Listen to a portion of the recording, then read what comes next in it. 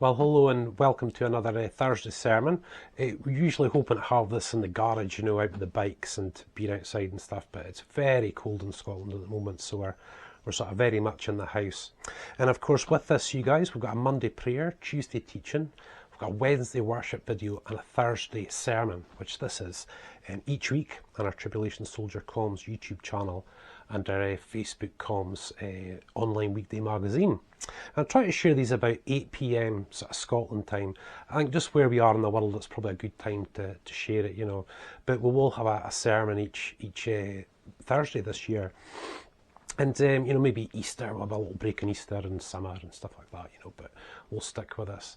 And the subject I've really felt like going on forward with you guys has been this Just Jesus, coining it as a Just Jesus teachings, whereas a pastor and whatnot, you tend to sort of do a lot of teaching from the Old Testament, various parts of the epistles, and touch on the Gospels of Jesus, but sometimes you can kind of come away from what those bits in red in the Bible actually mean, through those Gospels. And again, these sermons that we're putting forward at the moment, they are more aimed towards those who may not necessarily believe. Maybe you're searching, maybe you're a new Christian. But the idea with this specific line of sermons is, you guys, is to dispel any beliefs about who God really is. I want to show you who God really is, not only from the scriptures, but from my own experiences and seeing the experiences of Him touching other people's lives as well. Whether that was before being a pastor or after, it doesn't matter. Seeing God do these things. And he can be very well misrepresented in the world today. I think he always has been to a degree, And I think many pastors and preachers and evangelists try their utmost to put Jesus across in the right way. And guys, this is where we're going to be coming from, the Gospels. And I really hope you enjoy the journey. And again, if you're one who's searching, I hope you're surprised and I hope you can see the truth about who God actually is. So most people will know there's an Old Testament, there's a New Testament. And at the beginning of the New Testament, this is the 4 accounts of Jesus' earthly ministry. The whole of the Old Testament was leading up to this time of Jesus' ministry. Then you've got the book of Acts, which is an extension of Luke's the Gospel. And then you've got the epistles, the letters afterwards, written to churches and overseers of churches. And they're sort of your more conclusive teachings. Now, the Gospels are Jesus, they are awesome, they are Jesus. But Jesus' ministry was to the Jews of that time. When you get into Acts, that's when it turns to us, the Gentiles. And you really begin to see, because Jesus has just now gone on with his ministry through his apostles, it didn't end on the cross. So you need to look at the Gospels in the right way, and see what Jesus is saying. And, for many of us Gentiles, when you read the Gospels, you can see many sort of situations and circumstances you don't really get. If you understood Jewish customs or, the Roman history of that time, the history of Israel at that time, you'd pick up a lot on what Jesus is saying and say, oh yeah, I get that. But for many of us, you guys, you look at it and go, I don't really quite know what you meant there, But rather than sort of go into that with these sermons, I want to show you who God is through Jesus. Because Jesus said that if you've seen me, then you've seen the Father. I'm here. I'm the express image of God in word, thought and deed. So if you want to know who this mysterious God is that wants to come and bless not only the Jews but the Gentiles, then look at me. And tonight, guys, I just want to take 3 little examples of the humanity of God for you to see the broad spectrum of feelings that God can display and how he speaks to his children. So the first sort of example I want to give you of these 3 is a very well-known part. It's in John 11, in the account of Lazarus, but Lazarus being raised from the dead. In this particular situation, somebody had actually come to Jesus 4 days beforehand and said, Lazarus is sick. Jesus went on for this couple of days, and then it took him 2 days to get back to where Lazarus was. He'd been dead for 4 days by the time Jesus came back. And one of the first people that met him when he came to his friend's house was one of the sisters, Martha. And Martha had said to him, if you'd been here, this wouldn't have happened. And this was very Martha. Martha's got her own little personality that you see in the things. She was quite upfront and really straight up, And, you know, when you look at Jesus, you know, it's that person running to him and saying these things, he didn't sit there and say, how dare you talk to me like that? You know who I am. Jesus absolutely understood where she was coming from. But it goes even further than that. So Jesus went forward, and by this time many of the, you know, the Jews and people from the rulers of the synagogue had come to mourn Lazarus. And Jesus had asked, where have you laid him? And they showed him where it was. And then Jesus wept. Now Jesus, if you check out that, we won't go into it too deeply, we've got a few examples tonight. But if you look in that particular passage, you see that Jesus already knows he's going to raise him from the dead. He says so himself. And as we see in that he does. But he wept. When he saw all the people, he wept. Now he wept. You think, well, why weep? He said, why are you lot weeping? I'm going to raise him from the dead. He wept because he knew he had put them through this. That if he had been there, he would have healed them and raised them from the dead straight away, or healed them from it in the first place, you know. But of course, you know, the whole idea behind that whole waiting was, you know, for all the people to come from Jerusalem to see him do this undeniable miracle, rolling the stone away, this stink coming from the tomb, he'd been dead that long, to Lazarus coming out and walking and talking. You know, I mean, when you see the end of that chapter, that signed Jesus' death warrant, and that was the plan. That was God's plan for the Son, because the Son was here to die for our sins, you know, not win a popularity contest, you know.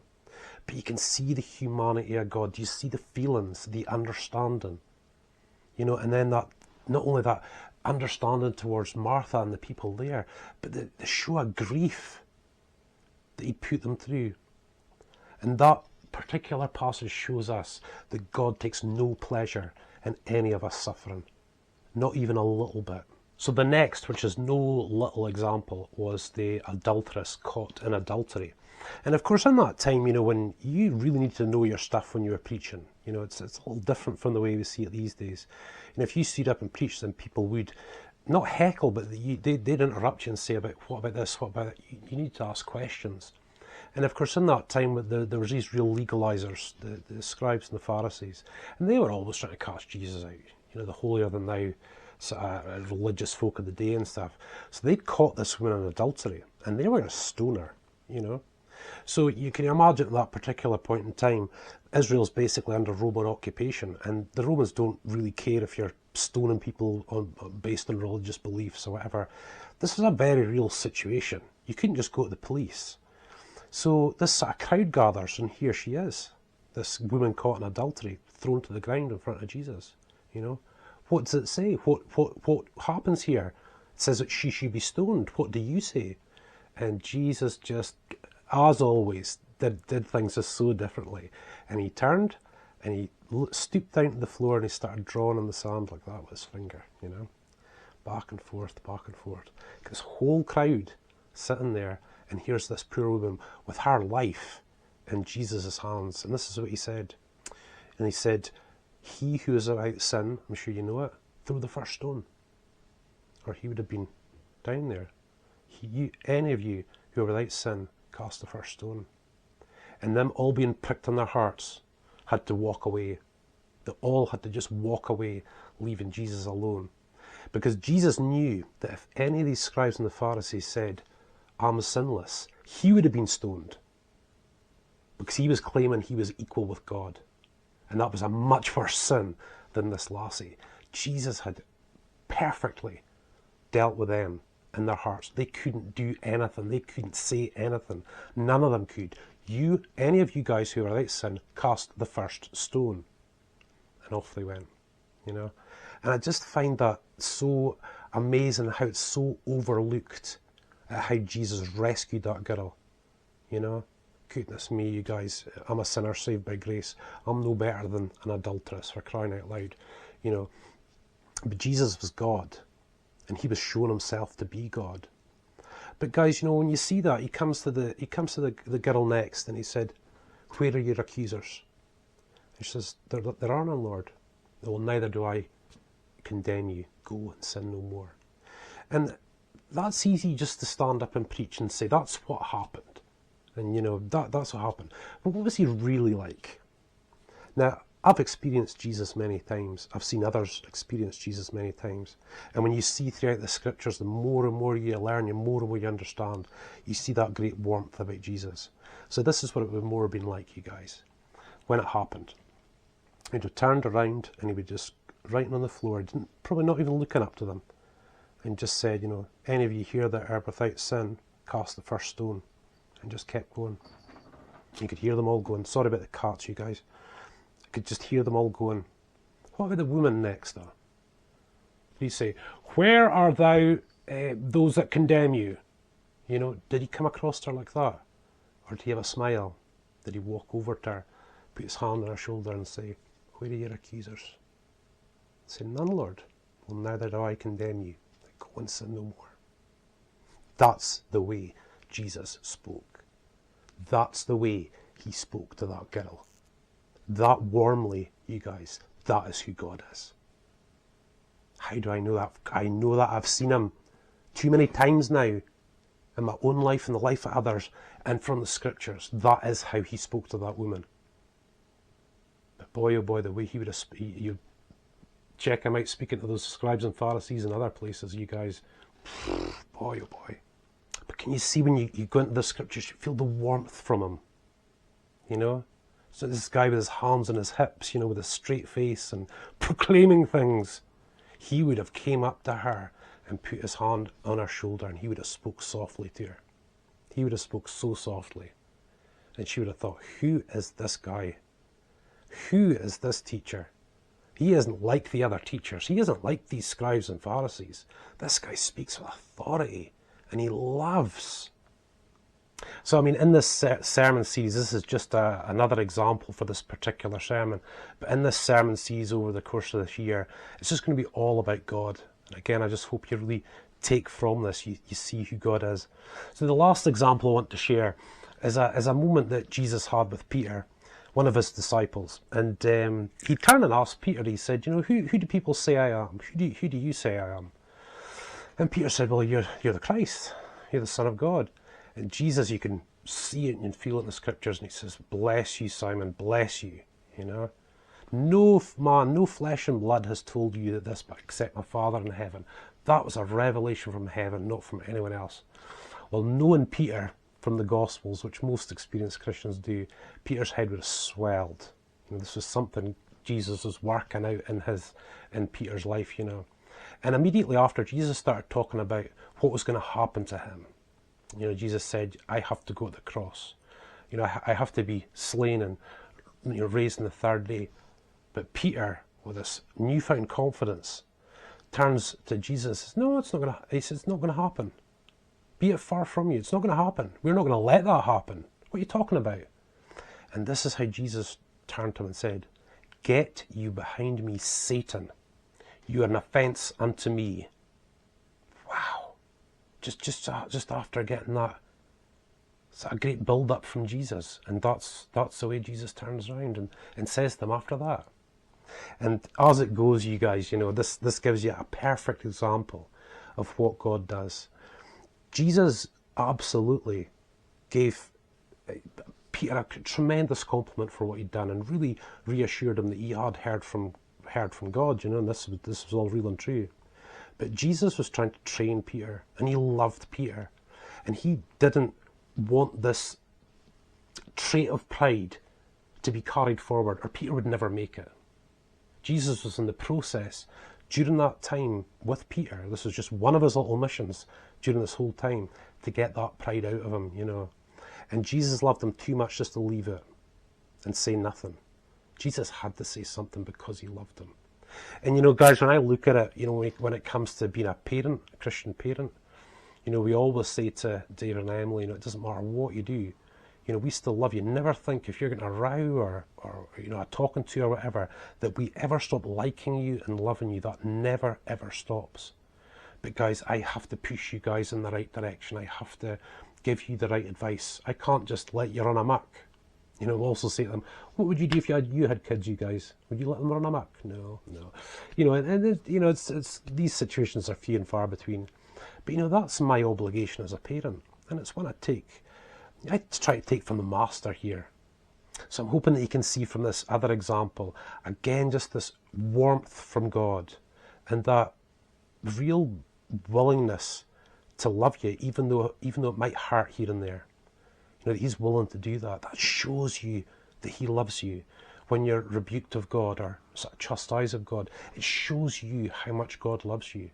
And it actually says in the scriptures in Hebrews, it says, you know, that this is the way God deals. This is how you know you're a son, is when God deals with you this way. But he never loves or dislikes a person any less. That's just not true. It shows how much he loves. I'm hoping by just these 3 little examples in this very short sermon, you guys, you know, we'll move on and get deeper and deeper and deeper. It just shows you this great humanity about God. It's just not my view, and he's this wishy-washy God. He certainly isn't. Look what he said to Peter. But look at the way he dealt with Martha. And he understood her. He understood with that pain. She just lost her brother, for crying out loud. And he was hurt because Lazarus was a friend. Then look at him with the girl caught in adultery. Do we really think he was standing there on a big pedestal with hands like that and proclaiming? No way. That doesn't make any sense. That doesn't work. He would have came and put his hand on the shoulder. That's who God is. Nothing changes from the scriptures I've got right in front of me that I'm speaking from, you guys. Nothing has changed. The format might have changed. We're doing it on YouTube and Facebook and whatever else. The message and God will never change. And again, you guys, these sermons are directed just far more towards you guys that maybe are searching, you know, are new Christians. You have to open your eyes. You open your eyes from, if there's ever been someone who's given you the wrong representation of Jesus Christ, then I hope even just this from the scriptures prove to you today that God is a God who experiences a multitude of feelings, that is a huge lover of the people around him and is so willing to help. That's who God really is, and that is the way he will always be. So just to close, you guys, I just really hope that you're enjoying this particular series, you know. And like I said, you know, doesn't matter if you watch this in 6 months or a year's time, the doctrine, the teaching never changes. You know, it's God is God, you know. And like I said, you know, we do a Monday prayer, we do the Tuesday teaching, which tends to be a bit more doctrinal with we're doing a series of Hearing from God at the moment, our Wednesday worship. We share one of our playlist artists, our Christian worship artists, and of course our sermon, you know. So I just hope that what we're putting across is something that you really enjoy. And guys, my hope beyond hope is that you see who God really is through this season, that I do enough over the course of this year to prove to anyone the true nature of God, his true personality, that he's just not this God up in heaven frowning and shaking his finger and walking up and down and just waiting to zap us with lightning. Have a look at who Jesus was, what he was doing and who he was. He was showing what the Father is really like. So listen, for now, guys, God bless you. And as always, I just very grateful for you sitting and watching these sermons. I just thank you so much for it, guys. And I will just keep pushing this year to keep showing who Jesus is.